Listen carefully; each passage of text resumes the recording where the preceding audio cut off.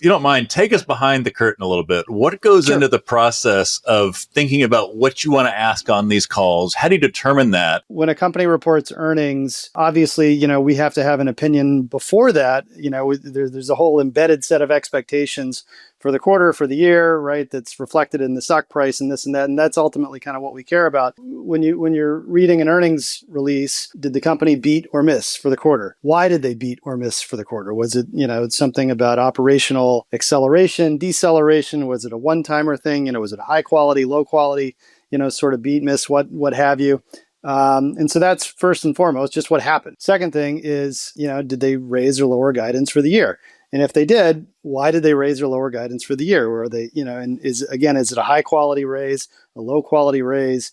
What does the full year imply about, in this case, we just wrapped up second quarter. What does it imply about the back half now that we've completed the first two quarters, right? So you're constantly sort of trying to fit these puzzle pieces together and ask those sorts of questions. And so I think that's probably the main inspiration for what you might want to ask on an earnings call